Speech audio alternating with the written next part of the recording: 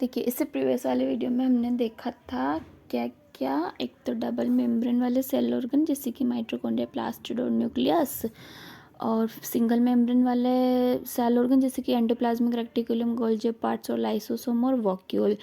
और कुछ हमारे रह गए थे जो कि मेम्ब्रेन लेस वाले होते। मेम्ब्रेन लेस में देखिए हमें पता है, एक तो होता है आपका राइबोसोम मेम्ब्रेन लेस में, एक होता है आपका साइटोस्केलेटन, और एक होता है आपका मेम्ब्रेन लेस के अंदर सेंट्रोइल। ठीक है, तो ये ऐसे सेल ऑर्गन है जिनके ऊपर कोई मेम्ब्रेन नहीं होती, इसलिए अपन इनको मेम्ब्रेन लेस सेल ऑर्गन भी बोलते हैं। अब इसमें हम सबसे पहले देखते हैं क्या मेम्ब्रेन लेस में राइबोसोम की अगर हम बात करें तो देखो ये सीधे सीधे रिलेटेड होते हैं आपके प्रोटीन और आरएनए के सिंथेसिस से। तो इसकी डिस्कवरी अगर हम देखें तो 1953 में जॉर्ज पैलेडन ने की थी राइबोसोम की, और इस वजह से हम राइबोसोम को पहला पार्टिकल भी बोलते हैं। It's composed of RNA and protein, जो कि मैंने बोला था कि राइबोसोम आपका आरएनए और प्रोटीन के सिंथेसिस से कोरिलेट करता है, मेम्ब्रेन लेस होता ही है।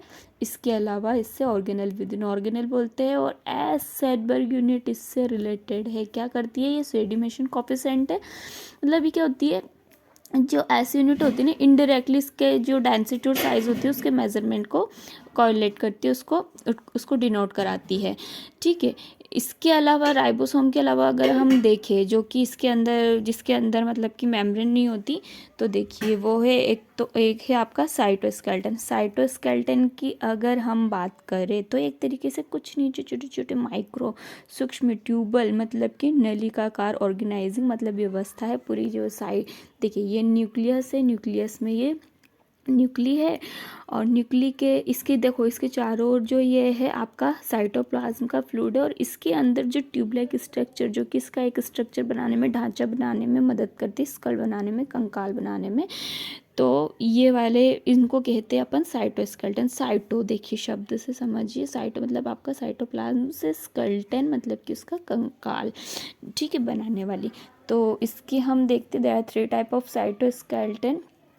एक तो माइक्रोट्यूबल, नाम से स्पष्ट है, माइक्रो मतलब छोटी, सूक्ष्म, ट्यूबल मतलब कि नलिकाकार।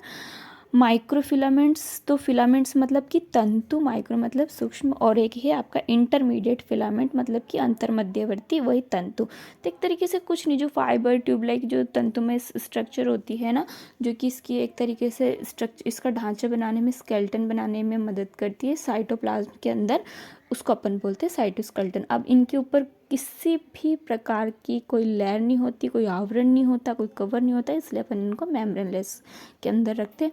इसके अलावा सेंट्रल क्या आपकी स्पिंडल फाइबर बनाता है ना सेल डिवीज़न में, और ये केवल एनिमल सेल में प्रेजेंट होता है, तारक काय जिसे हम बोलते हैं। तो इसके ऊपर भी कोई मेम्ब्रेन नहीं होती, ये भी मेम्ब्रेन लेस होता है। पहले अपन देख लेते हैं साइटोस्केलेटन के अंदर माइक्रोफिलामेंट।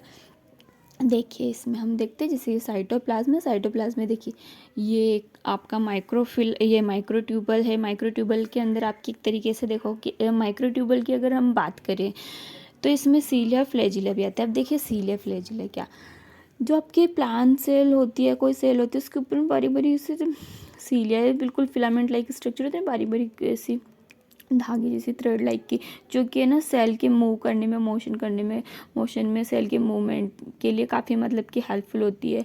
तो है ना, ये तो होती है सीलिया। और इससे क्या थोड़ी सी बड़ी स्ट्रक्चर जैसे कि वो अपने यूग्लिना एल्गी वगैरह होते हैं ना, इनमें से ऐसी थोड़ी सी एक थोड़ी बड़ी वाली जो फिलामेंट वाली स्ट्रक्चर होती है उसको अपन फ्लैजिला बोलते हैं। सीलिया क्या थोड़ी सी से थीनी लेयर वाली होती है, बारीक वाली होती है, पतली होती है, छोटी होती है, बट इसका नंबर ज़्यादा होता है और ये नंबर में कम होती है, इससे थोड़ी मोटी होती है और थोड़ी बड़ी होती है। ठीक है, ये होता है आपका फ्लैजिला, होता है सीलिया। तो सीलिया फ्लैजिला आपकी के माइक्रोट्यूबल में आते हैं। ठीक है, इसके अलावा देखिए इसके अंदर ये माइक्रोफिलामेंट है। माइक्रोफिलामेंट के अलावा आपकी इंटरमीडिएट फिलामेंट ये है। तो ये जो है आपके एक एक देखते अपन माइक्रोट्यूबल की अगर अपन बात करें तो माइक्रोट्यूबल में आपको 2 चीज़ ध्यान रखनी है सिर्फ कि एक तो अल्फा ट्यूबुलिन और एक बीटा ट्यूबुलिन, ये 2 टाइप की जो है ट्यूबुलिन ये होती है इसके अंदर, ये 2 मोनोमर होते हैं इसके। इसकी साइज़ हो सकती है ऑलमोस्ट 25 mm। इसमें हम देखते हैं जैसे कि इस टाइप से ये ये आपके स्फेरल शेप की, ये आप देख रहे हैं एक दूसरे के ऊपर ये कॉइल की हुई रहती है, कुंडली जैसी कॉइल फॉर्म में रहती है। तो एक तो होती है इसमें, एक लड़ी तो होती है, एक यूनिट तो होती है आपकी अल्फा ट्यूबुलिन की, ठीक है, और एक यूनिट होती है आपकी किसकी, बीटा ट्यूबुलिन की। और इनके बिटवीन ये पूरी जो कॉर्ड हो जाती है उसकी जो बीच की मतलब टोटल की जो ये रहती है, अपन यूँ देख सकते हैं ब्रेथ, तो ये 25 एनएम, ठीक है। तो एक तो रहता है इसका पॉजिटिव एंड वाला अल्फा ट्यूबुलिन, है ना, ये जिसको मैंने इसे ग्रीन से बताया हुआ है, ये अल्फा ट्यूबुलिन पॉजिटिव एंड, एक होता है नेगेटिव एंड बीटा ट्यूबुलिन, ठीक है। दो मोनोमर से बनती है माइक्रो ट्यूबुल। आपको सिंपल से एक बात ध्यान रखनी है कि माइक्रो ट्यूबुल आपकी दो मोनोमर से बनती है, एक प्लस एंडिंग वाला अल्फा ट्यूबुलिन, एक बीटा ट्यूबुलिन। नेक्स्ट देखिए microfilament compose of single type of monomers like actin protein, ये ध्यान रखना है आपको। माइक्रोफिलामेंट एक्टिन प्रोटीन से इसके साइज हो सकते हैं 6 to 7 nm तक। देखिए ये भी ऐसे ही इस टाइप की, ये इसकी स्ट्रक्चर है, एक माइनस एंड वाला एक प्लस एंड वाला, और इसके बीच में ये एक्टिन सब यूनिट है। एक्टिन प्रोटीन माइक्रोफिलामेंट में आती है। देखिए माइक्रोट्यूबुल में आपको दो चीज़ ध्यान रखनी है, दो monomer unit alpha tubulin beta tubulin. Microfilament में आपको प्रोटीन ध्यान रखना, कौन सा वाला, एक्टिन प्रोटीन। इसके बाद आता है आपका इंटरमीडिएट फिलामेंट। इंटरमीडिएट फिलामेंट क्या है, कुछ भी नहीं है, ये भी फाइबर जो सब यूनिट होती है ना फाइबर की, वो ऐसे एक दूसरे के ऊपर ऐसे कॉइल्ड होती है, यूँ लगी होती है, एक दूसरे के ऊपर कॉइल्ड होती है, तो इसी को अपन इंटरमीडिएट फिलामेंट कहते हैं। अब देखिए तीनों स्ट्रक्चर में किसी टाइप की कोई मेम्ब्रेन नहीं होती, इसलिए अपन इनको मेम्ब्रेनलेस बोलते हैं, और ये तीनों मिलके साइटोस्केलेटन बनाती है, ठीक है।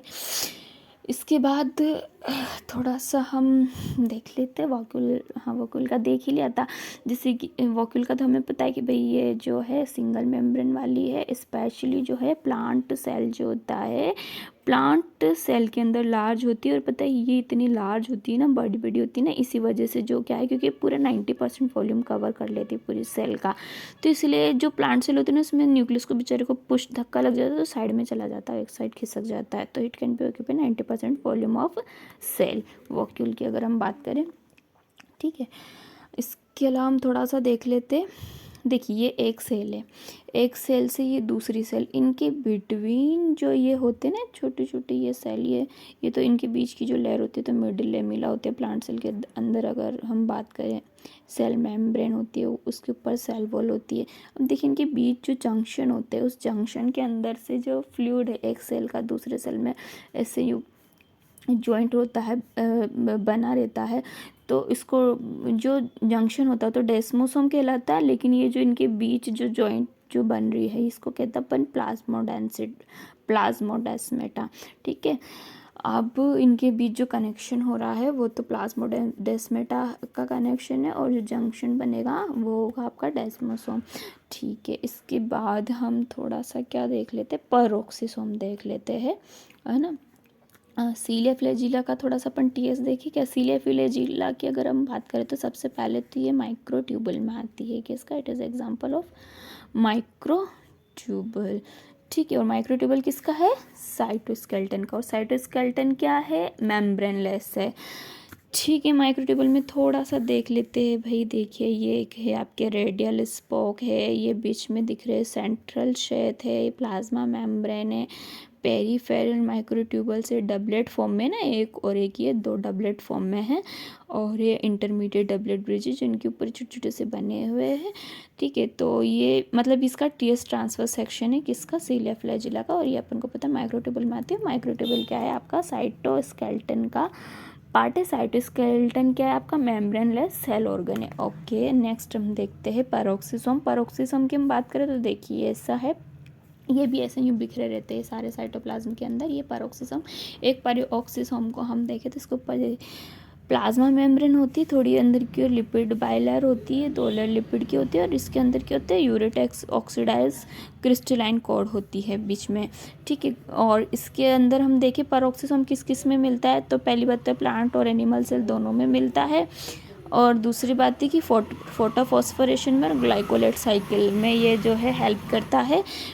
और इसके अलावा हम बात करें तो देखिए किस में है ना, in plants along with chloroplast and mitochondria chloroplast दोनों के अंदर हमने देखी थी ना वो oxysome peroxisome particle 8 note F1 वाले जो कि ऑक्सीडेशन में यूज़ होते हैं आपके माइटोकॉन्ड्रिया में, अब इसके अलावा ये ब्रेक डाउन करते हैं H2 by catalase enzyme. Catalase enzymes जो होते हैं ये ब्रेक डाउन होता है, break down of H2 by catalase. इसके अंदर के जो कैटालाइज एंजाइम होते हैं वो H2 के तोड़ के रख देते हैं, मतलब H2 को तोड़ देते होते हैं ना। लीवर सेल के अंदर भी जो आपका